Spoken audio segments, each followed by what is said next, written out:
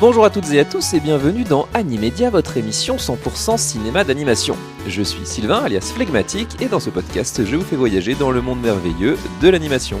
Au programme aujourd'hui, Sorcier, Harpie et Red Bull.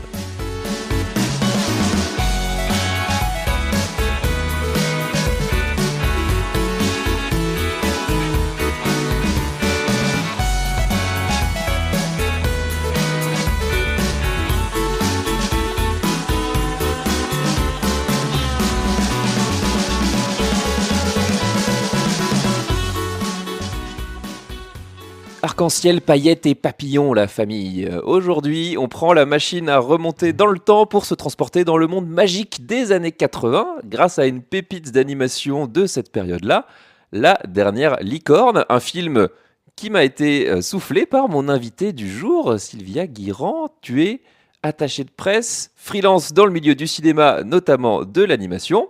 Comment ça va ? Bienvenue. Eh ben écoute, ça va très bien Sylvain, merci pour l'invitation.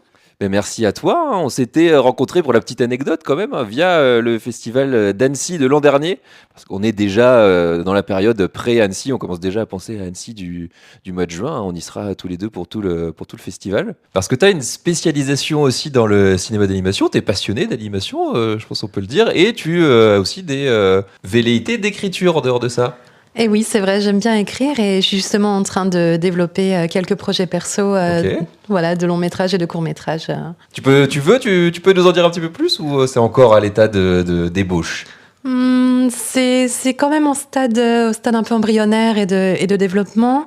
Je préfère pas trop en dire, mais disons qu'il y a un petit court-métrage d'animation autour du monde du travail, figure-toi. Ok, super. Plutôt comédie.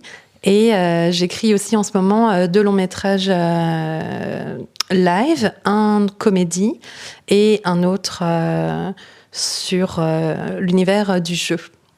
L'univers du jeu. Je n'en dirai pas plus. Ce qui est quand même, pour l'anecdote aussi, ce qui est quand même assez amusant, c'est que c'est après s'être rencontrés qu'on s'est rendu compte qu'on avait une passion en commune qui était le poker. Et oui, tout à fait. Et qu'on a été, sans le savoir, aux mêmes événements de poker. C'est ça, on s'est peut-être croisés sans le savoir, et puis maintenant on se retrouve à partager un podcast, d'autant qu'on habite pas très loin. Donc voilà, tout ça est quand même pas mal de coïncidences. Donc c'était tout naturel pour moi de te faire intervenir dans le podcast, et ça me fait très plaisir de t'avoir ici. D'ailleurs, on va faire un petit peu plus connaissance avec toi, avec le désormais traditionnel questionnaire Animédia que je pose à chaque nouvelle invité dans l'émission. 6 questions pour mieux apprendre à te connaître toi et ton rapport à l'animation. T'es prête ? Je suis prête, allons-y. Première question toute naturelle, quel est ton rapport à l'animation au sens large ? Écoute, mon rapport à l'animation, je pense comme quasiment tous les enfants, j'ai découvert l'animation à la télévision en regardant des dessins animés. Et donc, moi, je fais partie de cette génération qui a connu les dessins animés des années 90. Et donc, je ne sais pas si tu t'en souviens, mais on avait quand même toute une panoplie de dessins animés très chelous. C'était lesquels, que tu as en tête ou que tu regardais à l'époque ? Par exemple, les Razmoquettes. Oui. Dans la catégorie très chelou, il y avait quand même Angela Anaconda. Oui, alors ça... Est-ce qu'on en parle ou pas ? Alors, oui, non, mais ça, c'est un délire, effectivement, on peut en parler quand même. On a regardé ça ensemble, c'est vraiment fin 90, début 2000. Et c'est un trauma, je pense, pour plein d'enfants de cette époque-là, quoi. C'est extrêmement malaisant. Je pense que si on doit citer les dessins animés les plus malaisants de notre jeunesse, celui-là en fait partie. Et j'ai vu d'ailleurs qu'on pouvait le revoir sur Amazon Prime. C'est quand même fou. Ah oui, non mais qui aurait envie de revoir ça ? Personne. Qui montrerait ça à ses enfants ? Alors pour vous faire un petit vite fait, déjà allez voir et si vous avez connu à l'époque, ça vous rappelé des souvenirs et si ça vous parle pas du tout, vous allez vous dire mais d'où ça sort ? C'est une série d'animation en papier découpé. C'est ça, tout à fait. Mais avec un style hyper malaisant, quoi. Très malaisant, les voix sont très stridentes, très criardes, les visages sont en noir et blanc, le reste en couleur, mais des couleurs en plus fades, on sait pas trop, on a l'impression que tous les enfants sont sous influence, c'est vraiment très particulier. Ouais, on se demande vraiment ce qu'il aurait passé par la tête pour faire ça, quoi. Mais heureusement, il y avait quand même pas que celui-là, il y en avait des biens à l'époque. Mais il y avait le bus magique, est-ce que tu te souviens du bus magique ? Génial, ça. Incroyable. Il y avait Il y avait une amie de ma sœur chez laquelle j'allais qui avait le CD-ROM et chaque fois je voulais aller jouer à ça, jeu interactif. Déjà j'ai dit CD-ROM, ça vous dit quand même ma génération. Mais oui, c'est vrai, les années 90, c'était quand même riche. C'est vrai. Et une de mes plus grosses déceptions quand j'étais enfant, c'est qu'à la fin de ce dessin animé, il donnait un numéro de téléphone pour appeler et rejoindre le bus magique. Mais non. Et bah si, évidemment, j'ai appelé. Je suis pas du tout tombée sur l'équipe du bus magique. C'était pas Mademoiselle Bille en tête qui t'a répondu ? Non, malheureusement. Terrible. Et bon, donc voilà, donc c'était une petite tristesse de l'époque. Mais donc voilà, donc le bus magique. Et après, en étant un peu plus âgée, il y avait Daria aussi, que je regardais sur MTV. Ah, super ça. Que j'adorais Daria. C'est revenu sur France TV / la première saison. Je sais pas s'il y a les suivantes. Alors, c'est que en VF, de ce que j'ai compris, je suis pas allé voir. Mais nous, on regardait ça en VF à l'époque. Oui, et la VF était super, quoi. Oui, c'était plutôt bien doublé. Et oui, donc Daria, gros coup de cœur. Et puis, je pense comme toutes les adolescentes de mon âge, j'étais amoureuse de Trent, évidemment. Un personnage animé, voilà. donc voilà pour les séries. Et puis, comme tu le sais, je suis née à Annecy. Mais oui, tout à fait. Et donc, en étant née à Annecy, j'ai pu participer au festival d'animation dès l'adolescence. Donc, tout d'abord comme festivalière. Quelle chance. Voilà. Et d'ailleurs, je salue l'équipe du CITIA qui m'a vu grandir via le festival. T'en es à combien là du festival ? Tu saurais les compter ou non ? Non, je saurais pas les compter, mais il y en a eu beaucoup. D'abord comme festivalière et puis comme journaliste ensuite et désormais comme attachée de presse. Super. Au milieu de tout ça, tu as pas mal parlé de séries. Je vais te poser la question. Quel est ton film d'animation doudou ? Celui qui a bercé ton enfance ? Écoute, je pense que ça va être un petit peu cliché, mais si on parle vraiment d'un dessin animé qui a bercé mon enfance, c'est évidemment Le Roi Lion, oui, comme beaucoup de monde. Beaucoup de notre génération. Hein. Voilà, mais si tu veux une réponse un peu moins mainstream, il y a L'étrange Noël de Monsieur Jack. Oui, voilà, carrément. Qui est peut-être pas un film doudou, mais qui est un film en tout cas qui a un petit peu marqué mon enfance et qui fait partie de mes références. Bah oui, ça se comprend, c'est tellement marquant. Je pense que c'est un peu ça peut être la porte d'entrée pour beaucoup d'enfants vers un univers plus gothique, très, très différent de ce qu'on voit dans l'animation, surtout 2D traditionnelle, quoi. Tout à fait. Donc on a parlé des séries d'animation des années 90, mais est-ce que tu regardes encore aujourd'hui des séries d'animation ? Écoute, oui, je regarde encore des séries d'animation. Je vais te parler de 2 séries que tu connais très bien, je pense. La première, c'est Samuel, évidemment. Mais oui, carrément. Qui, je pense, a parlé à des millions et des millions de personnes. Donc Samuel, en fait, c'est une série française qui retrace l'histoire d'un petit garçon de 10 ans. Et du coup, toutes les personnes comme nous, un peu des années 90-2000, ont les références de Samuel. Ouais, il est un peu plus jeune que nous, mais ça résonne quand même vachement... cette époque-là, quoi. Ah bah oui, quand il parlait de Diddle, qui jouait aux billes dans la cour, c'est vrai que c'était notre génération. Donc j'ai regardé Samuel et j'ai d'ailleurs travaillé pour la société de production de Samuel, donc c'était un plaisir. Et récemment sur Netflix, Blue Eyed Samurai. Ah mais oui, et ça on m'en parle depuis que c'est sorti en fait. Je suis pas encore plongé dedans. Il faut l'avoir à tout prix. Ouais, il paraît. Il faut l'avoir à tout prix. Et j'ai même réussi à convertir ma mère, qui n'est pas du tout animation, pour un sou. Et elle a adoré et on a bingé Blue Eyed Samurai pendant les vacances de Noël. Donc... C'est un studio français qui est derrière l'animation. C'est ça, ouais, c'est un studio français. J'ai mangé leur nom, je me souviens plus. Bon voilà, on ira vérifier ça, on leur rendra hommage. Mais il y a beaucoup même de studios français qui bossent même sur des projets internationaux en ce moment. Bah super, tu me donnes encore plus envie de la voir. C'est dans ma watchlist depuis bien trop longtemps. Nouvelle question, quelle est la chose que tu aimes par-dessus tout dans le cinéma d'animation ? C'est pas la question la plus facile, celle-là. Écoute, la chose que j'aime par-dessus tout, peut-être que c'est une réponse un peu facile, mais c'est qu'en animation, tout est possible. On peut faire ce qu'on veut dans l'animation, il n'y a aucune limite. On peut créer des personnages absolument incroyables, mythologiques. Les personnages peuvent avoir des pouvoirs à n'en plus finir. Tout est possible et c'est ça que j'aime dans l'animation, non seulement dans la narration mais aussi dans les techniques d'animation qui sont extrêmement diversifiées, des plus modernes à d'autres qui étaient vraiment là à la naissance de l'animation. C'est cette diversité et des techniques et des possibles qui fait que parfois qui se mélangent dans un seul film en plus. Bien sûr, ouais. Avant dernière question, quel est ton dernier coup de cœur d'animation ? Alors écoute, en grande amoureuse des chats, Eh oui. et oui, tu sais ce que je vais te dire. Bah évidemment, j'avais déjà une petite idée quand même. Bah oui, mon dernier coup de cœur, du coup, c'est Flo, dont on a beaucoup entendu parler récemment. Ah oui, oui. Que Qui a tout cartonné Qui la a tout saison de raflé. remise de prix. Ouais. Voilà, j'ai adoré ce film.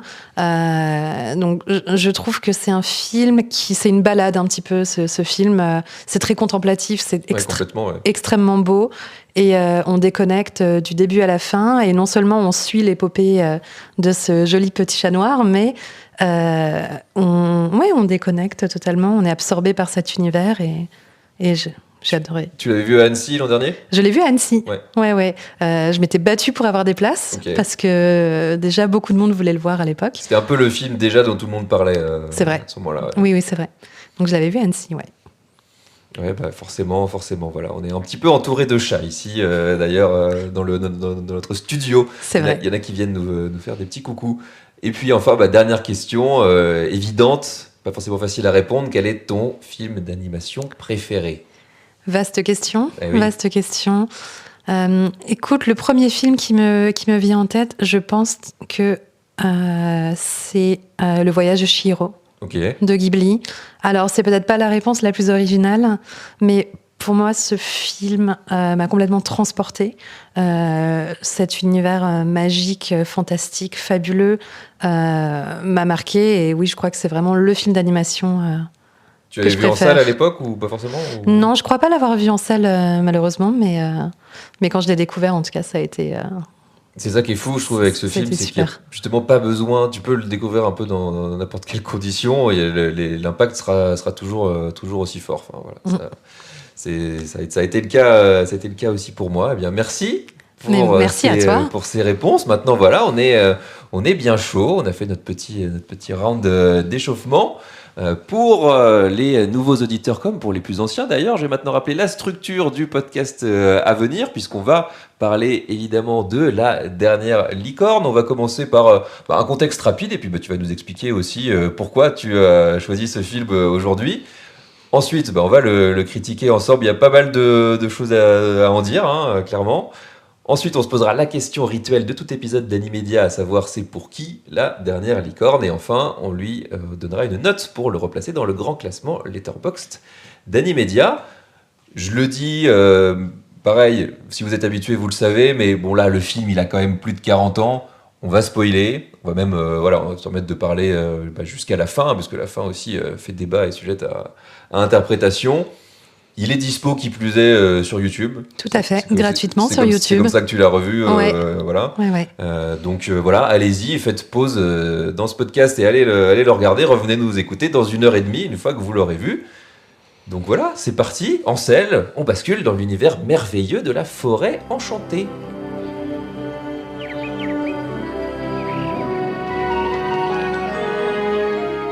She is a creature of legend. In an age of sorcery and savagery. Well, what have we here? Demons. No! And dragons. She may be the last unicorn. All I want to know is if you've seen other unicorns like me somewhere in the world. You can find the others if you are brave. They passed down all the roads long ago, and the Red Bull ran close behind them and covered their footprints. Oh, I could never leave this forest. But I must know if I am the only unicorn left in the world. The classic tale is now a classic animated adventure. Au cœur d'une forêt enchantée vit une licorne solitaire. Un jour, elle entend 2 chasseurs déplorer la disparition des licornes. Serait-elle vraiment la dernière de son espèce ? En quête de réponse, elle s'embarque dans une quête pour apprendre ce qu'il est advenu de son peuple. On dit qu'une bête connue sous le nom de taureau de feu les aurait chassés jusqu'au bout du monde connu. S'aventurant en territoire inconnu, hors de la sécurité magique et de sa forêt natale, la licorne commence un voyage pour trouver ses semblables et les ramener dans son monde. La dernière licorne est un film d'aventure fantasy sorti le 19 novembre 1982 aux États-Unis et le 18 décembre 1985 en France. Il est écrit par Peter S. Beagle d'après son roman éponyme et réalisé par Jules Bass et Arthur Rankin Jr. C'est une coproduction américano-japonaise produite par Rankin Bass et quasi intégralement animée par le studio japonais Topcraft, on va y revenir. Au casting VO, il y a du lourd, ça je l'ai découvert, je ne savais pas du tout avant de découvrir le film. On a quand même Mia Farrow qui double la licorne, l'héroïne de Rosemary's Baby notamment. Alan Arkin, qui est, pour vous remettre un petit peu, le grand-père de Little Miss Sunshine. Voilà, si vous avez vu le film, ça vous parlera. On a aussi Angela Lansbury, Christopher Lee ou encore Jeff Bridges, quand même, excusez du peu, hein. Et les musiques du film sont interprétées par le groupe America, qui, fun fact, chante leur chanson la plus connue, c'est A Horse With No Name, donc voilà, pour la dernière licorne, ça fit. Le film est ressorti le 20 mars 2013 dans une édition restaurée, mais d'ailleurs, j'ai regardé, par curiosité, il n'y a pas encore de version physique de cette restauration 4K, en tout cas d'édition française, mais comme on l'a dit, il est aussi disponible sur YouTube. C'est pas la même qualité, mais ça se regarde quand même très bien, quoi. Oui, ça se regarde bien. Alors de mon côté, je connaissais vaguement le film. Avant que tu m'en parles, pas longtemps avant, je l'avais vu passer, je crois, dans des listes un peu de pépites un petit peu méconnues, oubliées des années 80, mais ça me disait vaguement quelque chose. Et j'avais cru comprendre via 2-3 commentaires que c'était bien plus sombre et deep que voilà, ce que l'affiche ou déjà le titre, hein, La Dernière Licorne, peut laisser penser. Et quand je t'ai demandé de choisir un film pour le podcast, tu m'as répondu, mais direct, c'est celui-là dont je veux parler, ce sera La Dernière Licorne. Pourquoi ? Ça vient d'où ? Comment tu l'as découvert ? Eh ben écoute, j'ai découvert ce film tout simplement à la télévision. Hein. Je pense que j'étais en train de regarder la télé et ils l'ont diffusé. Et pourquoi j'ai décidé de t'en parler ? Écoute, c'est très simple. Tout à l'heure, tu m'as demandé quel était mon film d'animation préféré. Il se trouve que La Dernière Licorne, je ne sais pas si c'est mon préféré, mais c'est celui qui m'a le plus marqué. Ah oui, ok, à ce point-là, ouais. Ah oui, clairement. Tu me demandes de me parler d'un film d'animation, c'est celui-là que je vais évoquer tout de suite. Voilà, je pense que c'est vraiment le film qui m'a le plus marqué. Et je te rejoins sur le fait que c'est pas du tout un film joyeux. Non. Non. C'est un film sombre, très triste, très mélancolique, mais je te laisse le présenter un peu plus et Ouais. on y reviendra. Pour remettre la forme du film, c'est finalement même assez classique justement dans sa forme. C'est ça qui peut être assez trompeur peut-être sur ce qu'est le film, hein. On a un parcours du héros classique avec une licorne en guise de héros principal qui se rend compte, comme je l'ai dit dans le synopsis, qu'elle est la dernière possiblement de son espèce et qui va donc quitter sa forêt magique où elle est en sécurité, il peut rien lui arriver, hein, globalement c'est un petit peu ça, où tout va bien pour elle finalement, mais elle est seule, on nous la présente comme ça, et donc elle va devoir quitter son environnement pour aller à la rencontre de ce qui serait les autres licornes qui seraient encore en vie, et ensuite elle rencontre différents personnages au long de son chemin, mais pas du tout dans la joie et la bonne humeur au pays des bisounours, quoi. Non, c'est ça. En fait, à la seconde où elle quitte sa forêt, ça va être le début d'un voyage très compliqué, très triste et rempli de problèmes. Et ça commence d'ailleurs avec sa capture par ce cirque de l'étrange. Ouais, tout de suite la figure du cirque hyper... Je sais pas pourquoi à chaque fois, dès qu'on veut faire un truc un peu déprimant, on nous met un cirque, quoi. C'est vrai. Et donc elle se fait capturer par cette sorcière qui a une obsession pour les créatures magiques. Oui. Voilà, donc des créatures magiques, qu'elles soient véritables, comme la harpie dont on va parler bientôt, je pense. Qui, elle aussi, est bien badante, ouais. oui, c'est ça. Et ou tout simplement des animaux qu'elle va déguiser pour les faire apparaître comme magiques aux yeux des mortels, qui n'arrivent plus à voir la vraie magie, d'ailleurs. Ouais, c'est ça, c'est un monde, forcément il y a une licorne, il y a une forêt magique, mais voilà, la magie est présente un petit peu partout. On a ce personnage de méchante sorcière, elle rencontre un autre sorcier. Alors tu peux me donner son nom parce que c'est quand même ça aussi, il faut qu'on en parle. Il faut qu'on parle du nom de ce sorcier qui s'appelle, alors accrochez-vous bien, Schmendrick. Non mais quel personnage de dessin animé s'appelle Schmendrick ? À quel moment tu décides dans un dessin animé pour enfants ? Il y a un truc, j'ai regardé, j'ai essayé de me renseigner, il n'y a pas du tout de filiation allemande ou germanique dans ce film, mais... Non. Je pense qu'ils se sont mis un petit challenge, ou peut-être que quelqu'un a perdu un pari chez les créateurs de ce dessin animé. Trouve le prénom le plus improbable pour le personnage de l'enchanteur raté. un Schmendrick, Ouais, évidemment. bah oui, très bien. Ouais. Voilà. En fait, le mec a éternué et il a dit on la garde, c'est très bien. Ouais, ouais. C'est ça, très particulier, très particulier.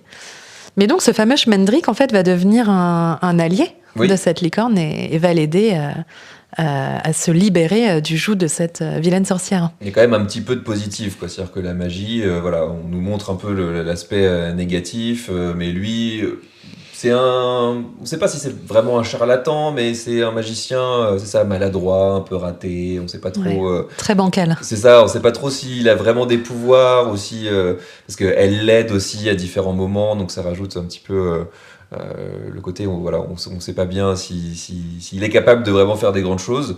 Et puis sa formule magique, c'est magie, vas-y, fais ton truc là. C'est vraiment ça. Ouais. C'est magie, fais ce que tu veux, littéralement. Et donc il dit magie, fais ce que tu veux, et là tout peut arriver. Hein. C'est la porte ouverte à toutes les fenêtres de la magie. C'est ça. Le bien comme le moins bien, on en parlera d'ailleurs très bientôt avec l'arbre. Oui, avec l'arbre, effectivement. On vous le garde pour un petit peu plus tard. Hein. Si vous avez vu le film, vous savez déjà de quelle scène on veut parler, mais on va le garder pour un petit peu plus tard. Il y a, tu l'as dit, et je pense que c'est important de le faire comprendre très très tôt, c'est un film qui est à la fois très beau, mais qui est vraiment empreint d'une grande tristesse, d'une mélancolie, il y a beaucoup de thématiques hyper profondes, quoi. Est-ce que c'est ça, enfin, est-ce que ça t'a marqué, est-ce que tu te souviens que cette thématique-là t'avait déjà marqué à l'époque, ou alors t'as revu le film à différentes étapes de ta vie et c'est ça qui a fini par te marquer? Alors, oui, je pense que l'atmosphère très mélancolique du film m'a marqué, mais ce qui m'a marqué encore plus, c'est le côté viscéral de ce film. Il y a des scènes dans ce film, vraiment, où je pense, tu te souviens toute ta vie quand tu les vois en étant enfant.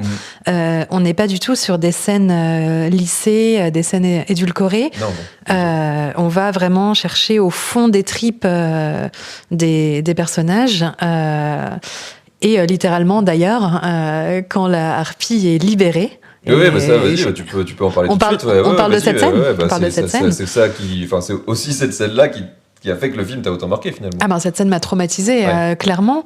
Donc on est toujours dans ce fameux cirque de l'angoisse et Schmendrick arrive à libérer la licorne et la licorne avec son grand cœur décide de libérer tous les autres pauvres animaux dont la harpie qui est un animal fabuleux comme elle. Qui est le seul animal, à part la licorne, le seul vrai animal, c'est ça comme tu dis, fabuleux du cirque, puisque le reste c'est des lions fatigués, des singes boiteux, etc. Mais là, la harpie, c'est une vraie harpie. C'est ça. Et la harpie, elle n'est pas contente du tout d'avoir été enfermée et elle ne pense qu'à se venger. Et à la seconde où la harpie sort de sa cage, elle essaye tout d'abord de s'en prendre à la licorne, mais la licorne étant aussi un animal magique, arrive à se défendre par la magie. Et la sorcière sort de sa caravane, se rend compte que la harpie a été libérée. Et quelque part, même dans le film, la sorcière parlait que son destin serait scellé par cette fameuse harpie. Elle était presque dans un schéma d'autodestruction à la seconde où elle l'avait capturée, cette fameuse harpie. Et donc la harpie se jette sur le visage de la sorcière et la tue. Alors, on ne voit pas explicitement ce qui se passe. Quand même pas, Mais les plans sont amenés d'une telle façon à ce qu'on voit la harpie plonger, gros plan sur le visage de la sorcière, les yeux qui s'écarquillent, gros plan sur les serres de la harpie, flash de rouge, et on a un plan où on voit la harpie sur la sorcière en train de probablement la dépecer. Ah oui, non mais c'est un plan, juste un plan de dos, mais déjà t'as vraiment la silhouette, enfin la stature de la harpie qui la domine, et elle fait des espèces de petits coups saccadés. Enfin, tu l'imagines vraiment faire des coups de bec, et tu vois quand même un corps au sol, etc. Donc c'est suggéré sans être suggéré, quoi. C'est vraiment hyper graphique, quoi. Ouais. Et donc pendant ce temps, la licorne en profite pour s'échapper avec le fameux Schmendrick et s'échapper en marchant. Parce que la licorne confie à Schmendrick qu'il ne faut pas courir devant les créatures magiques, ça les attire. Et donc, on assiste au départ de la licorne et de Schmendrick, tandis que l'harpie finit de tuer, en fait, la sorcière. très marquant, très choquant. Ouais, non, mais ça arrive assez tôt finalement dans le film, hein. C'est une des premières péripéties. Le cirque, c'est vraiment, oui, la première étape majeure qui amène la rencontre de la licorne et de Schmendrick qui vont finir leur chemin ensemble après, quoi. Puis ce qui est marquant aussi dans ce film, et notamment dans le cirque, c'est les gueules cassées de tous les personnages. Ouais. Si on regarde la sorcière, donc c'est vraiment une vraie sorcière avec des verrues, une peau grisâtre. Elle est courbée. Un autre employé du cirque est borgne. Et Schmendrick aussi, il a quand même pas le visage le plus gracieux Non. du film. Donc c'est des gueules cassées, beaucoup de tristesse, beaucoup de mélancolie. Je pense qu'on peut le dire aussi, c'est un film de 1982. C'est pas un des plus gros studios de l'époque, hein. Je l'ai pas encore cité, mais si, c'est une coproduction américano-japonaise entre un studio américain qui est mené par Arthur Rankin et Jules Bass, qui sont les deux réalisateurs, et qui ont quand même pas mal de bouteilles dans l'animation. Si vous allez sur leur page wiki, alors il n'y a pas beaucoup de détails sur chacun des projets, mais il y en a énormément, de l'animation, mais pas que, mais beaucoup d'animation à la télé notamment. Et dès 72, ils s'associent avec le studio japonais, donc Topcraft, pour faire des séries dédiées au marché américain, vraiment d'animation. Et c'est avec Topcraft qu'ils vont faire La Dernière Licorne, qui est quasiment un des rares longs métrages vraiment de cinéma qu'ils ont fait ensemble.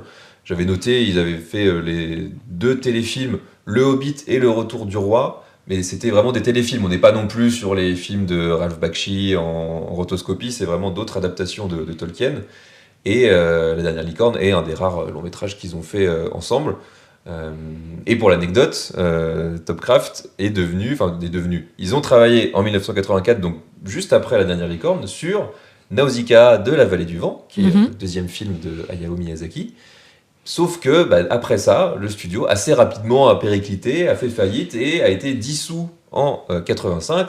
Et 85, c'est aussi la date de fondation du studio Ghibli, et une grande partie de l'équipe qui a bossé sur la prod de Nausicaa de Topcraft et aller rejoindre Miyazaki et Takahata et ont contribué à la création du studio Ghibli. Donc finalement tout ça est un petit peu entremêlé quand même, mine de rien, on y revient un petit peu. Est-ce que pour contrebalancer, on va dire, la partie un petit peu plus sombre, est-ce que tu retrouves ça? Est-ce que le côté un peu Ghibli, nature, est-ce qu'il y a une certaine patte japonaise? Est-ce que ça te parle? Est-ce que tu retrouves ça dans le film ou pas du tout? Oui, je trouve qu'on le retrouve dans le film, et notamment au début du film, avec la forêt magique, la forêt merveilleuse, mais aussi dans l'esthétique de la licorne en elle-même, avec des grands yeux qui rappellent quand même l'esthétique animée japonaise.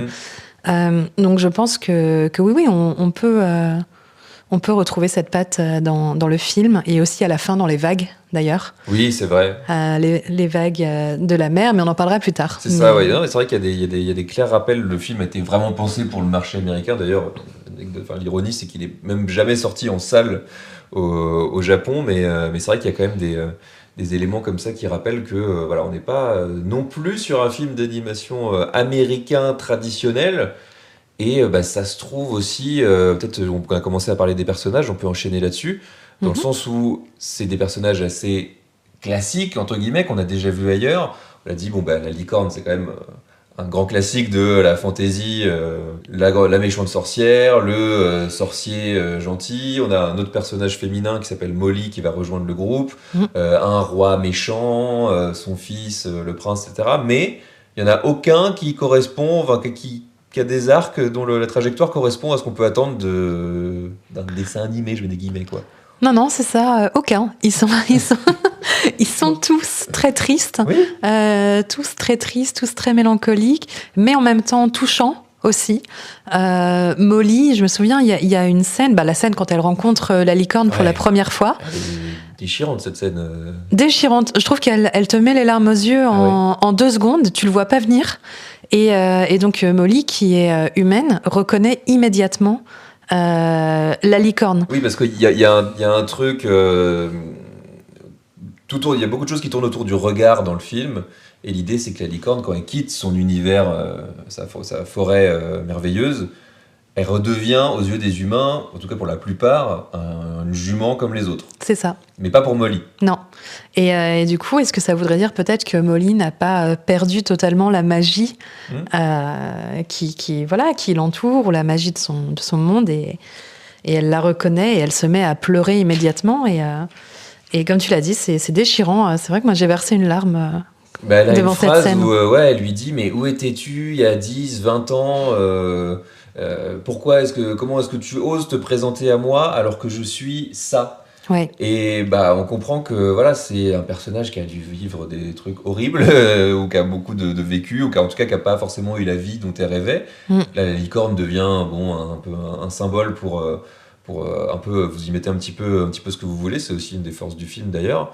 Mais on comprend qu'elle aurait aimé la rencontrer quand elle était plus jeune, à différentes étapes de sa vie, mais que maintenant c'est presque un peu trop tard pour elle. Il y a une notion il y a des regrets, il y a des, enfin c'est quand même, en une seule scène, ça te met mais au fond du trou, et en même temps c'est très beau, mais puis c'est très mature aussi, parce que je pense que ça la met face à sa propre mortalité, Molly, et aussi dans le film. On peut lui donner quel âge? Quarantaine peut-être? Elle a peut-être une quarantaine d'années, quelque chose comme ça, un peu plus. Et je pense que ça la met face au temps qui passe et à sa propre mortalité. Et du coup, comme tu dis, elle est déchirée de ne pas l'avoir rencontrée plus tôt. Et c'est vrai que c'est une des scènes marquantes du film. Ah ouais, complètement. Je suis tombé en faisant mes recherches sur le film sur une page Reddit, un commentaire Reddit qui commence justement par ça, de quelqu'un qui, comme moi, a découvert le film en étant plus vieux, autour de la trentaine. Là où, effectivement, il y avait beaucoup de réponses dans les commentaires de gens qui l'avaient vu justement plus jeune et qui avaient été marqués et qui revenaient régulièrement. Mais lui, il disait, je l'ai vu un peu trop tard, j'ai mis du temps à rentrer dans le film, j'étais à la limite au bout de 5 minutes, j'étais prêt à lâcher l'affaire. Et puis arrive cette scène avec Molly, et alors là, et à la fin du film, je me suis écroulé et je me suis rappelé que c'était ça, où ça m'a fait prendre conscience de plein de choses, faire poser des questions sur ma vie, où est-ce que j'en suis, c'est en une seule scène, c'est complètement dingue, je trouve. C'est ça, et d'où la viscéralité dont je te parlais. C'est qu'en une phrase, le film te prend aux tripes et te marque, en fait. Et comme tu disais, t'invite à continuer cette quête, même si c'est pas la plus joyeuse des quêtes, mais tu continues parce que les émotions sont là et que tu as envie de suivre ces personnages. Ouais, et puis Molly, oui, elle est jamais sauvée, c'est pas vraiment un love interest dans le sens où il n'y a pas de romance du tout entre les deux, donc ça aussi c'est quand même un point étonnant dans un film d'animation de l'époque. Alors Disney vit pas sa plus grande période à cette époque-là, c'est un peu la crise à ce moment-là, mais il y a quand même ce schéma-là, il y a des choses qui sont qu'on pense obligatoires, mais alors là dans ce film-là pas du tout, tout est balayé. Et même, on peut parler un petit peu du méchant, mais qui arrive un peu plus tard, qui est celui qui aurait emprisonné ou qui garderait les licornes cachées quelque part, on ne sait pas trop, qui ont été chassés par le Red Bull, c'est comme ça qu'il l'appelle en VO, forcément. Le taureau de feu. Exactement, et il se retrouve emprisonné par ce roi, sauf que lui non plus, c'est un méchant, mais en même temps, c'est pareil, il a des fêlures, quoi. Il a un background, c'est compliqué, quoi. Non, oui, beaucoup de fêlures, et on a un petit peu de compassion, en fait, parce que du coup, le roi, c'est un vieil homme très seul, dans un château très froid, très sombre, obsédé par une quête impossible du bonheur, qui cherche par tous les moyens à posséder ce bonheur, et on le voit d'ailleurs avec son premier enchanteur. Il y a un premier enchanteur qui partage le quotidien de ce roi et qui essaye de le divertir, et le roi n'est jamais diverti, il n'est jamais contenté, il est infiniment triste. Et donc voilà, l'équipe de Schmendrick, de la licorne et de Molly arrive dans ce fameux château et rencontre ce roi. Pour essayer de trouver où sont les licornes, et c'est vrai que là, moi j'ai trouvé que ça jouait un petit peu la montre, c'est peut-être un poil long à ce moment-là, mais on fait aussi, ça fait partie du film, quoi. Le rythme, c'est aussi une composante essentielle du film. Mais on a oublié un élément très très important. C'est sous quelle forme arrive la licorne dans le château du roi Agar. Ah oui, exactement. Oui, c'est vrai que dans le C'est- côté personnage aussi, et dans le côté vraiment battre en brèche tous les éléments un peu traditionnels du récit fantastique, quoi. Il y a un moment où on a dit qu'on spoilait, donc on y va. De toute façon, c'est ce qu'on fait depuis le début. Mais par la magie aléatoire de Schmendrick, voilà, il veut sauver la licorne qui est poursuivie par le Red Bull, et il la transforme en humaine. Oui. En humaine très jolie, avec vraiment une peau diaphane. Du coup, sa crinière devient des longs cheveux qui lui descendent quasiment jusqu'aux chevilles. Enfin voilà. Donc, dans énormément de films, le moment où l'animal se transforme en humain, c'est un peu comment dire, la révélation, la conclusion finale, tout va bien, le sortilège est levé, etc. Mais alors là, c'est pareil, c'est Tout l'inverse.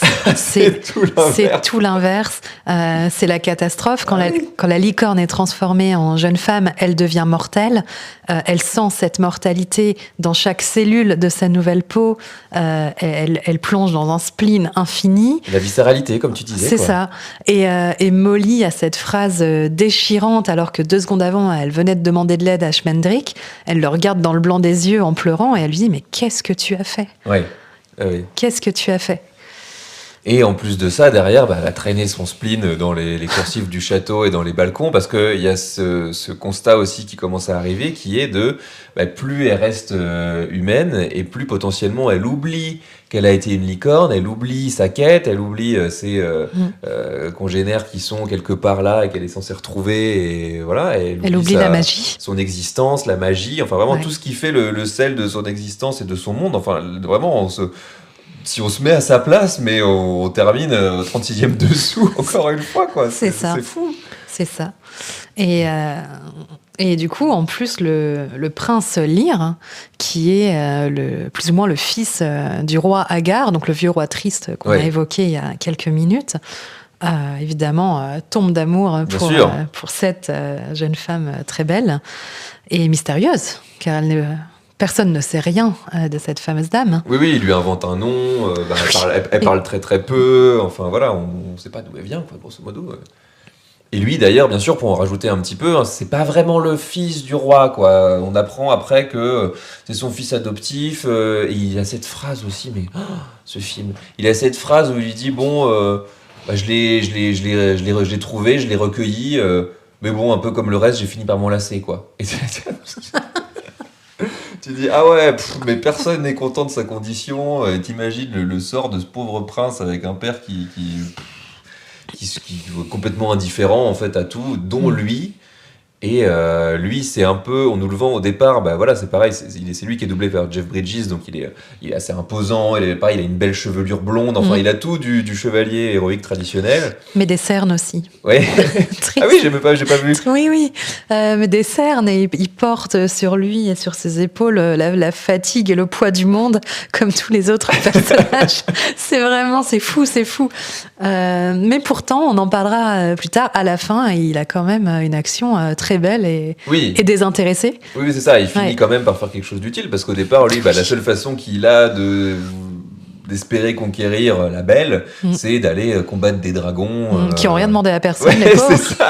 Ils se font trucider, ils n'ont rien demandé. C'est ça, et là aussi, t'as un regard sur toutes ces années de fantaisie, de contes, etc., quand il se pointe dans le château avec la tête du dragon, et elle est là, mais qu'est-ce que tu veux que j'en fasse de ton truc, là ? Complètement désabusé. Et pourquoi t'as fait ça, surtout ? Enfin, c'est ça. Je t'ai rien demandé. Non, mais c'est vraiment... C'est l'anti-film de fantasy, enfin c'est de la dark fantasy complète, quoi. Ouais. Et on nous vend ça comme un film pour enfants, c'est complètement dingue. Ce n'est pas du tout pour enfants. Est-ce que tu veux qu'on parle d'une autre scène qui n'est pas du tout pour les enfants ? Je sais de quelle scène tu vas me parler. Oui. Ça m'a. Allons-y. Il en faut beaucoup pour me choquer de manière générale, mais alors là. Là, j'aurais jamais pu imaginer ça, je pense. C'est lunaire. C'est lunaire, j'ai pas d'autres mots. Mais en même temps, tant mieux. Tant mieux, parce que c'est plus du tout quelque chose qu'on pourrait faire aujourd'hui pour des films pour enfants. Non. Alors, tant mieux. Bon, je suis peut-être mal exprimée, mais en tout cas, ça nous fait réagir, quoi. C'est clair. Ça nous interroge aussi. Écoute, je te laisse le plaisir Oui, d'accord, d'introduire cette scène. Tu m'envoies la patate chaude. Comme okay. tu veux. Si tu veux, je peux en parler. On peut en parler tous les deux. Alors, je sais plus exactement dans quel contexte, parce qu'il rencontre une troupe de brigands, saltimbanques, ouais. Je sais pas, voilà. Dont faisait partie Molly, d'ailleurs. Voilà, exactement. Ouais. Et c'est ces brigands qui capturent Schmendrick, c'est ça, hein, ouais. et qui le nouent autour d'un arbre, et voilà, il le laisse là, à son sort, quoi. Et comme il fait depuis le début et comme il fera après, il fait la magie, n'importe comment. Magie, fais ce que tu veux. Ouais. Non, mais il y a des formules magiques à rallonge aussi, schlibidi-broum, blablabluc. C'est ça. Et il se passe...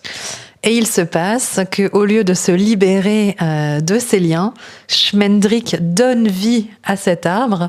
Et ce n'est pas n'importe quel arbre. Ouais. L'arbre prend la forme d'une femme à la poitrine extrêmement généreuse. Tellement généreuse que Schmendrick tout entier disparaît dans les seins de cet arbre jusqu'à disparaître. C'est complètement lunaire. Une phrase que tu ne pensais jamais prononcer dans ta vie. Ouais, Ah oui, non, c'est ultra gênant.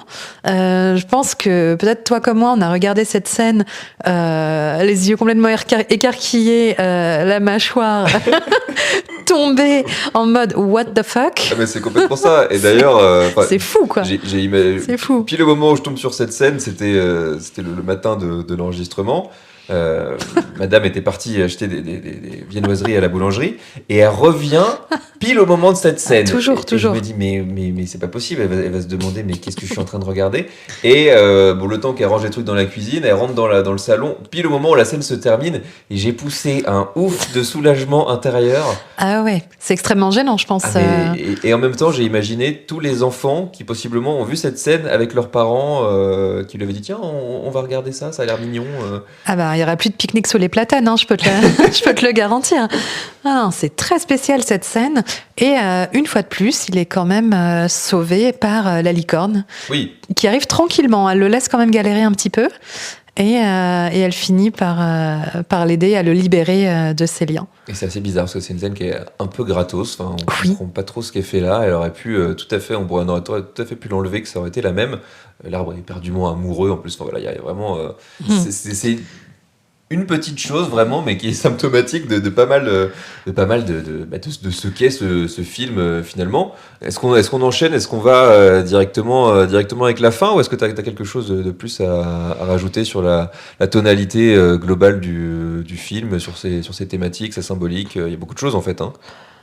Non, écoute, je pense qu'on peut aller sur la fin et puis on reparlera de la symbolique et de notre analyse à ce moment-là, mais on en a déjà dit beaucoup. Ouais, et c'est vrai que la fin aussi est hyper ambiguë et à contre-courant de tout ce qui se fait dans ce genre de récit. Hein. On s'attend à un happy end. Tu l'as cité après cette scène de vague qui est magnifique. Enfin, du coup, les licornes sont libérées de l'eau. Parce que c'est la dernière licorne qui pousse à son tour le taureau dans les flots. Et ça fait justement libérer les licornes qui se déversent sur lui. Ça, c'est une scène qui est quand même magnifique. Et il y a d'ailleurs, je me permets une petite parenthèse, il y a quand même une scène qui est intéressante avant la libération des licornes par rapport au prince Lear. Et je trouvais d'ailleurs que c'était une scène plutôt féministe, j'ai bien apprécié. C'est qu'à un moment donné, le prince Lear propose donc à la dame Amalthea, qui est le nom de la licorne transformée en femme, de finir ses jours avec lui. Il essaye de la charmer vraiment.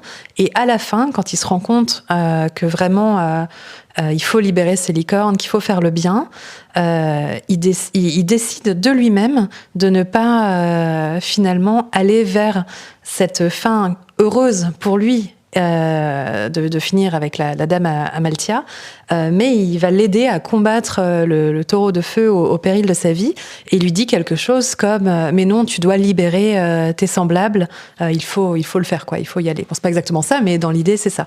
Et je me suis dit waouh, on est vraiment dans une fin anti-hollywoodienne à fond. On va pas du tout vers la facilité. Il l'encourage à accomplir sa quête plutôt que de privilégier son propre bonheur avec elle, et ça m'avait marqué. Voilà. Oui, il y a parce qu'on est dans un film déprimant, désespéré, il n'y a pas de romance qui vaille, on a l'impression, en fait, dans ce monde-là, quoi. Oui, c'est ça. Il n'y a pas de place pour ça, et il y a des plus grands enjeux, là où vraiment, dans énormément de dessins animés, de films, mais en général, c'est l'amour triomphe de tout, l'amour peut faire bouger les montagnes, etc. Et là, c'est... Non, il y a plus une notion de destin, d'accomplissement ultime que de réalisation personnelle, quoi. Ouais, c'est vraiment ça. Et puis, si on revient sur ce fameux taureau rouge, après, alors libre à chacun de l'interpréter. Oui, c'est vrai qu'on a assez peu parlé. Comme on veut. Est-ce qu'il représente la peur? Est-ce qu'il représente les hommes d'une manière générale face à la pureté des licornes? Il y a quand même cette thématique de la possession qui est très forte. Oui. Le roi qui le dit lui-même et qui confie vouloir les posséder toutes, qu'il ne sera jamais heureux tant qu'il n'aura pas possédé toutes ces licornes. Ça intrigue. Et au fond, on se doute que quand même il arriverait à récupérer la dernière. Ça ne changerait rien à sa vie. Il s'en persuade, mais comme il pensait que toutes les choses qu'il avait voulu avant allaient lui suffire, quoi. Exactement, c'est ça. Lui, il est un peu dans une quête impossible, justement, quoi. Et donc, les licornes sont libérées, elles retournent théoriquement dans la forêt originelle magique. Les personnages se disent au revoir. Elle a cette scène, pareil, où quand elle dit au revoir à Schmendrick, elle lui dit quelque chose comme normalement, les licornes ne peuvent pas éprouver de regrets parce que c'est des animaux tellement purs, tellement merveilleux que tout est bon et beau autour d'elle et que justement, ça n'a pas de place pour ça. Mais elle dit, en gros, tout a été parfait sauf une chose, mais en clair, je suis contente de l'avoir vécu, je le garde, ça m'a transformé, mieux valait vivre ça que de rester chez moi à me complaire dans une espèce de forme de bonheur, quoi, plus ou moins. Ouais, c'est la fin de l'innocence, quelque part pour cette licorne qui découvre des nouvelles émotions humaines et des émotions qu'on ressent en grandissant, d'ailleurs, tout simplement chez les humains, comme nous, pauvres mortels. Il y a un côté vraiment ce qu'on appelle coming of age movie, c'est-à-dire de passage à l'âge adulte, quelque part, quoi. Et là, ça se retrouve dans cette fin, sauf que, encore, on y vient petit à petit, hein, elle retourne dans sa forêt. Et là où on pense qu'on va avoir des plans d'ensemble, on va avoir toutes les licornes dans la joie, la bonne humeur, etc. Sourire peut-être, enfin. Ouais, voilà, peut-être batifoler ou galoper ensemble dans les vertes prairies. Eh ben, on n'a rien. C'est vrai. C'est quand même c'est un truc de fou. C'est très spécial, ouais. C'est-à-dire, c'est rien. On a une succession de plans, de décors qui sont sublimes d'ailleurs. Hein, autant l'animation est forcément un petit peu daté après un petit coup après 40 ans. Les décors sont sublimes. Sauf que là, c'est pas ce qu'on voulait voir de base. Ah non, on voulait une happy end. Ouais. Et on la méritait, en plus. Ah oui, là, après avoir souffert pendant 1h30 avec des personnages 100% tristes, dans le spleen et dans la douleur. Et comme tu dis, à la fin de ce film, on est encore dans la douleur. On est encore quelque part dans l'attente, en fait. À se poser des questions. Ouais. C'est une fin ouverte et je l'ai pas vécu comme ça sur le moment, mais c'est vrai que juste à y regarder, où tu penses en fait que jusqu'au dernier plan on va te montrer la licorne, même toute seule j'aurais pris, quoi, juste, mais on sait pas, mais elle est encore moins en compagnie d'autres, mais on la voit plus du tout. Alors voilà, encore une fois, libre à vous de faire votre interprétation. Est-ce qu'elles ont trouvé la paix et qu'elles elles ont trouvé un autre endroit, elles sont parties encore au-delà? Est-ce que c'est notre regard à nous qui a changé parce que tout le film parle de ça, hein. Il y a ces scènes avec le roi qui regarde dans les yeux de la licorne changée en humain, qui un coup voit la forêt, un coup voit son reflet, tout ça est omniprésent dans le film. Est-ce que c'est nous qui ne pouvons plus les voir? Est-ce que elles ont quand même disparu malgré ce que la licorne a accompli. Voilà, à vous de décider, quoi. C'est ça nous envoie vers notre propre quête, notre propre introspection. Est-ce qu'on voit encore la magie ou pas ? Ouais. Et d'ailleurs, j'en ai pas cité quand on avait parlé du roi, mais sur cette fameuse page Reddit, je crois que c'est là-dessus, j'ai trouvé une théorie. Alors, je suis pas fan des théories de gens quand c'est basé sur rien, mais en l'occurrence, je trouve que c'est assez pertinent.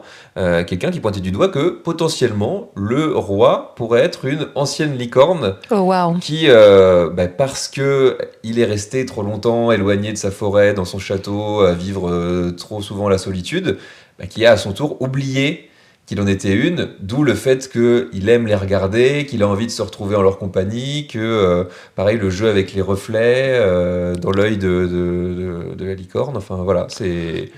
Et j'ai trouvé ça pas si tiré par les cheveux que ça. Ouais, c'est sujet à interprétation. Ah oui, non, mais voilà. Je t'avoue que je sais pas trop quoi en penser parce que, initialement, les licornes sont quand même des femelles. Oui. Donc, bon, mais pourquoi pas. C'est vrai qu'au départ, ils nous dit effectivement que les humains les voient comme des juments, pas des chevaux, mais comme des juments spécifiquement. Ouais. Quoi.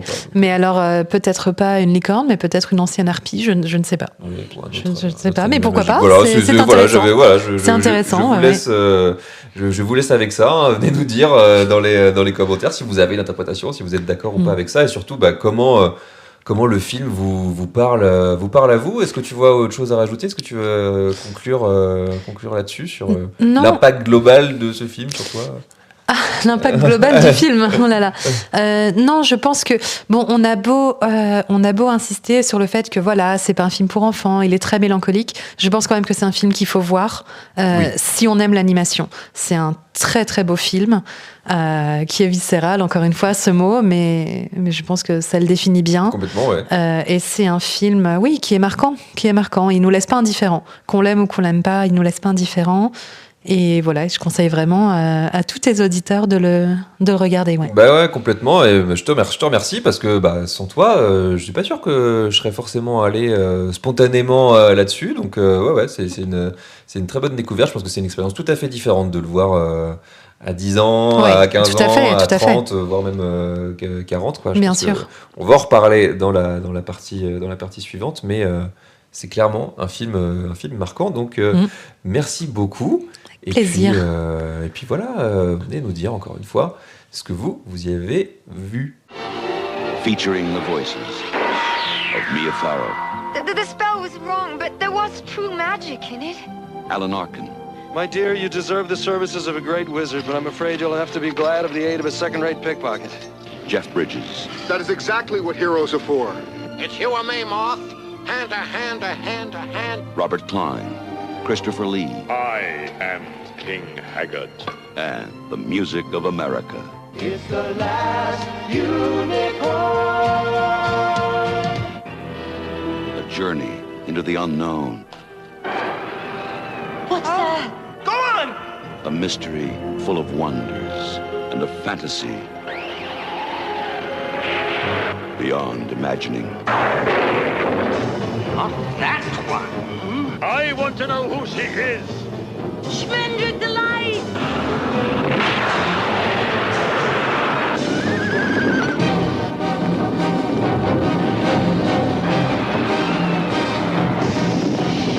Haggard!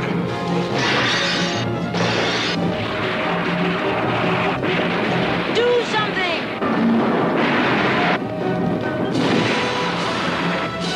Magic, do as you will!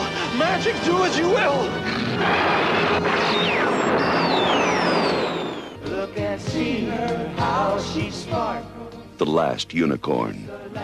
The legend will live forever. On arrive à la partie suivante de cet épisode, à savoir c'est pour qui la dernière licorne. Bon, on en a déjà un petit peu parlé, hein, mais est-ce que c'est pour les enfants déjà ? C'est pas trop pour les enfants, hein. Je pense que c'est. Tu l'as vu à quel âge toi d'ailleurs ? On en a pas. Trop jeune. Ouais. Beaucoup trop jeune. Si je regardais des dessins animés comme ça à la télévision, Je pense que j'avais une dizaine d'années. Ouais, c'est jeune. C'est tôt, quoi. Ouais, c'est tôt. Ouais, tu es triste après.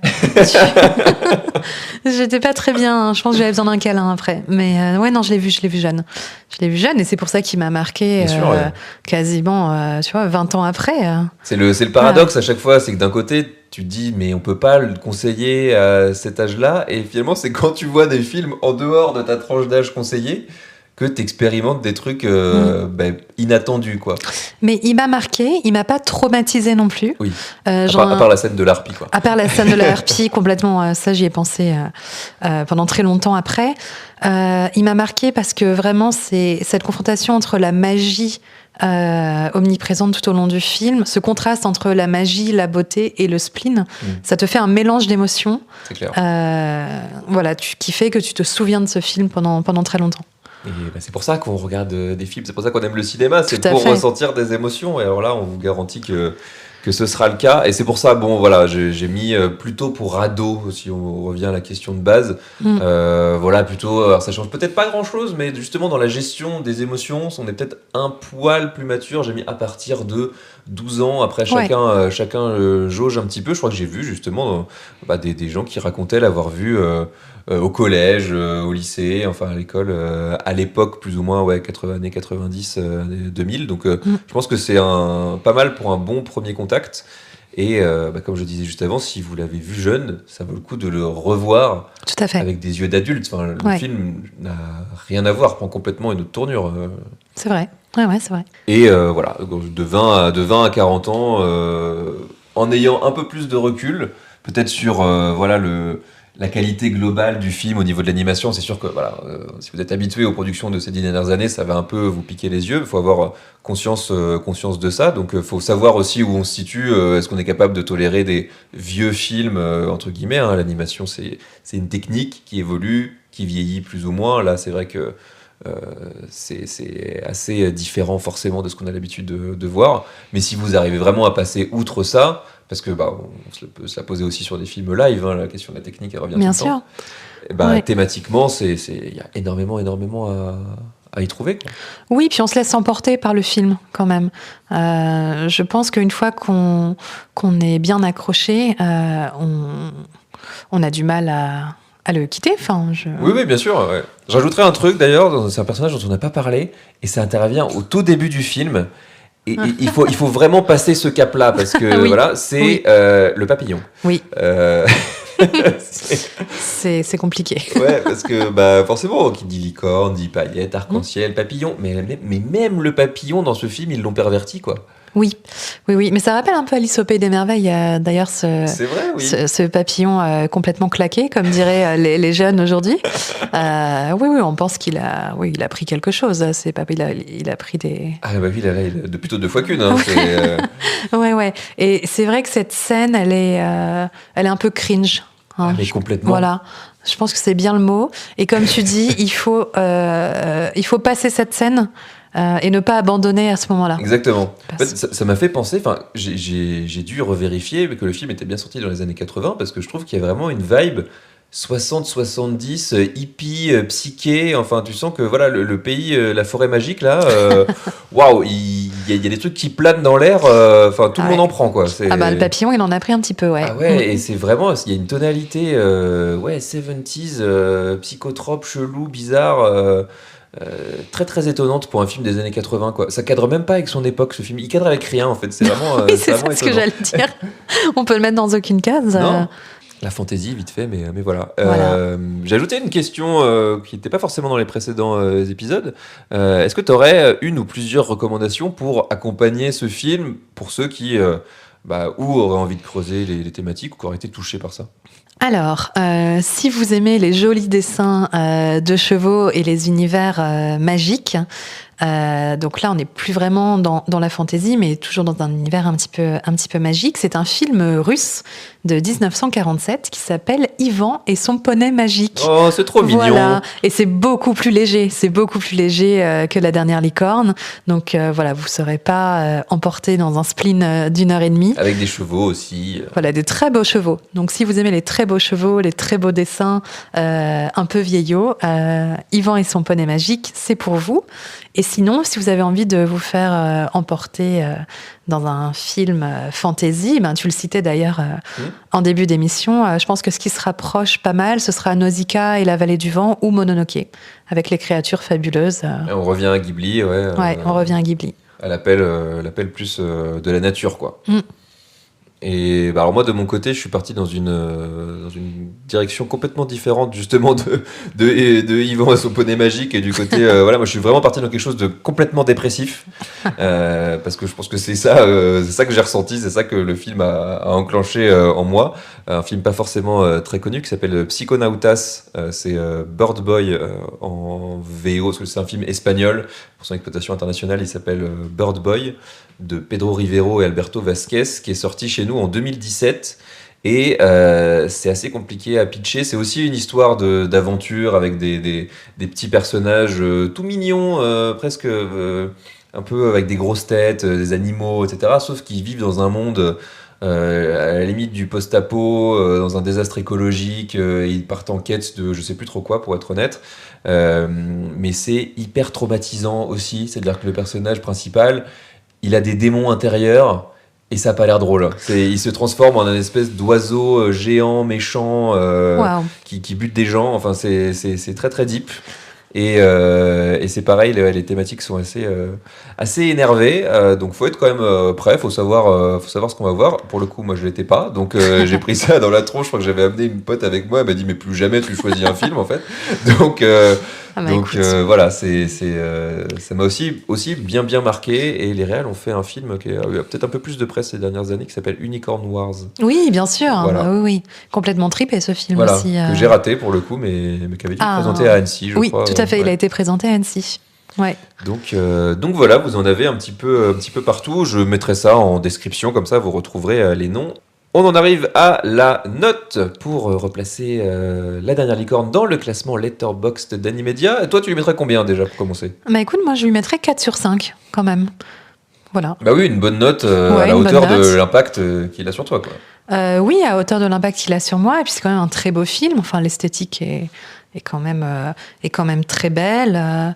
La musique, très présente aussi. C'est vrai qu'on n'a pas parlé. On n'a pas parlé de la musique, mais... Tu nous as dit, en plus, en arrivant, j'ai la chanson dans la tête depuis... Depuis que j'ai revu le film. Ouais, c'est... Bon, c'est compliqué, mais je regarderai un autre film pour l'oublier. Parce qu'il y a la chanson et le thème revient régulièrement aussi. Voilà. Ouais, mais non, je mettrai un bon 4 sur 5. Ouais, ça, je comprends tout à fait, ça les vaut complètement. Moi, je suis allé un tout petit peu plus bas, je suis allé à 3,5. Parce que je pense que le côté le découvrir peut-être un petit peu plus tard, un petit peu trop tard, il y a des films malheureusement qu'on aimerait avoir vu plus tôt, ce qui m'a pas empêché du tout d'apprécier, mais voilà, j'étais un petit peu lent au démarrage et voilà, j'ai passé outre l'animation un petit peu datée, mais c'est vrai que c'est compliqué de l'oublier. Petit récap vite fait, commencer par les points négatifs parce que ça, globalement il y en a un petit peu moins. Voilà, j'ai l'animation datée, ça j'en ai déjà un petit peu parlé. Oui. C'est un film du début des années 80, ça on peut pas y faire grand chose. Moi j'ai mis le rythme assez lent, qui est un peu truc typique de l'époque, mais peut-être plutôt le début.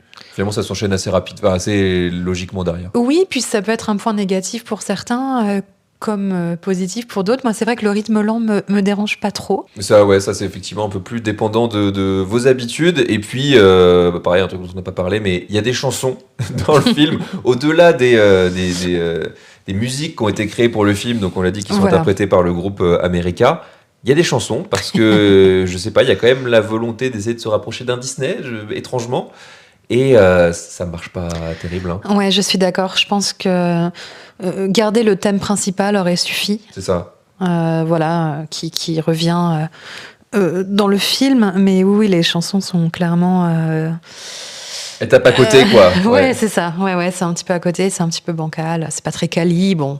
C'est vraiment si on doit trouver un point négatif. Oui, voilà, c'est ça. C'est Mia Farrow et Jeff Bridges qui chantent directement. Alors d'autres aussi, mais eux principalement, c'est vrai que voilà, c'est pas ce qu'ils ont fait de mieux. Mais donc pour terminer quand même sur les points positifs, vous l'avez compris, d'une manière générale, tout ce qui tourne autour du scénario, de l'écriture des personnages, des thématiques, enfin vraiment, c'est un film dont on pourrait passer des heures à analyser, même au niveau de la symbolique, des niveaux de lecture, en fonction de à quel âge tu le vois, etc. Et je l'ai glissé vite fait, je le redis. les arrière-plans, tout ce qui est, oui, voilà, d'une manière générale, l'esthétique du film, la direction artistique, c'est magnifique, quoi. Tout ça n'a pas vieilli pour le coup. C'est vrai, c'est magnifique. C'est magnifique. Et donc, pour le replacer dans le classement, ça le met, je l'ai mis juste derrière Rox et Rookie, qui est le Disney de cette époque-là. Justement, il y en a eu un en 1981, c'était celui-ci. Tu m'as dit, au début de l'émission, quand tu as vu ça, tu m'as dit, mais c'est pas la chialade complète, ce film? Écoute, le souvenir que j'en ai, c'est beaucoup de pleurs, beaucoup de larmes dans Rox et Rookie, mais très beau, et beaucoup de cœur aussi dans ce film. Il faudrait que je le revoie, en fait. C'est vrai que ça fait un petit moment, mais voilà, je me souviens que j'avais quand même bien apprécié... à l'époque, j'étais quand même assez petit. Ça pourrait faire partie des films que je revisionne pour savoir si ça vaut toujours le coup d'être vu aujourd'hui. Je le mets au même niveau que Les Maîtres du Temps, qui était aussi sorti en 1982, un film de SF français dont j'avais parlé dans l'épisode 3. Et je le mets devant Le Prince d'Égypte. J'ai pas trop trouvé de film duquel le rapprocher, mais pour l'aspect chanson et d'essayer un studio à l'époque DreamWorks qui avait essayé de faire une espèce de pendant à Disney. Ouais, je me souviens bien, je me souviens bien. Et voilà, on en arrive maintenant à la fin de cet épisode, de ce long épisode. Oui, on a réussi à tenir une bonne heure tranquillement, c'est ce qui était prévu. Il y avait beaucoup de choses à dire. Merci beaucoup, Sylvia. Encore une fois, sans toi, je pense que je n'aurais pas vu ce film et très content de l'avoir partagé. On espère vous avoir donné envie de le voir. Bah oui, écoute, merci à toi de m'avoir reçu, surtout. Voilà, ça ferait une émission Sylvain-Sylvia. Ah oui, c'est vrai, c'est vrai, tout à fait. Où les animaux sont à l'honneur. Et où est-ce qu'on peut te retrouver où tu veux? Où je veux. Ouais. Alors, si on veut travailler avec moi, si vous êtes des studios de production ou des distributeurs qui avaient besoin d'une attachée de presse, car du coup, c'est ce que je fais, vous pouvez me retrouver sur LinkedIn, tout simplement, Sylvia Guirand, ou sinon sur Instagram sous le nom de Sylvia Sequoia. Ok, c'est ton nom de scène. Ouais, c'est mon nom de scène. Ok, très bien. Et puis, à Annecy, dans 2 mois maintenant? On va se voir à Annecy dans 2 mois, oui, c'est voilà. certain. Nous, on y sera. Oui. D'ailleurs, si vous y êtes, il y aura beaucoup de monde, mais on ne sait jamais. Faites-nous un petit coucou, ce sera avec plaisir. Ce podcast est désormais terminé. Abonnez-vous, bien sûr, que ce soit sur la plateforme de podcast de votre choix, Spotify, Apple Podcast, Podcast Addict, Deezer, ce que vous voulez. Mettez des étoiles aussi, c'est hyper important pour faire remonter le podcast dans les algorithmes. Et puis, si vous voulez papoter, je vous donne rendez-vous sur Blue Sky, Instagram et TikTok, où je poste aussi régulièrement de l'actualité autour du cinéma d'animation. Et d'ailleurs, l'actualité, il va en être question dans l'épisode de mercredi prochain, puisqu'on va parler ni plus ni moins que du 5e plus gros succès au box-office de l'histoire du cinéma, le film d'animation chinois qui déchire tout depuis le début de l'année. T'en as forcément entendu parler, j'imagine? Un petit peu. Ouais, voilà, un petit peu. Ce sera Ne Ja 2. Et j'essaierai de vous parler aussi du premier, tant qu'à faire, mais c'est c'est la grosse sortie. Il sort justement en salle française, on l'attendait ce mercredi 23 avril, donc voilà, ce sera l'occasion de vous en parler. D'ici là, passez une bonne semaine. Encore merci Sylvia. Merci à toi Sylvain. Et ciao.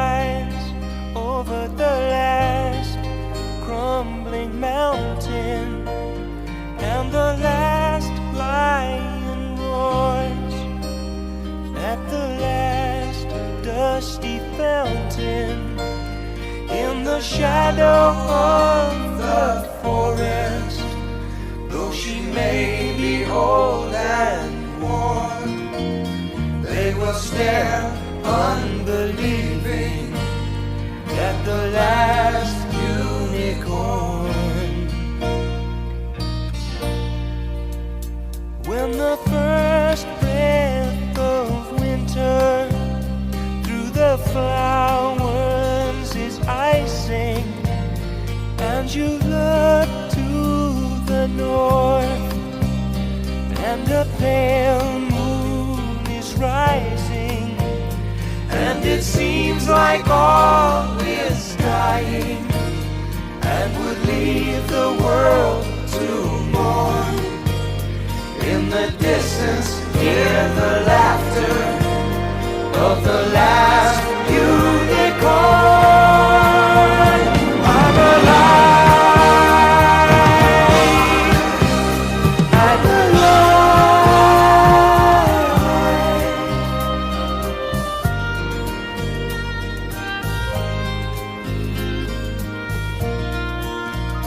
When the last moon is cast over the last star of morning, and the future has passed without even a last desperate warning, then look into the sky where through the clouds a path is torn. Look and see her, how she sparkles.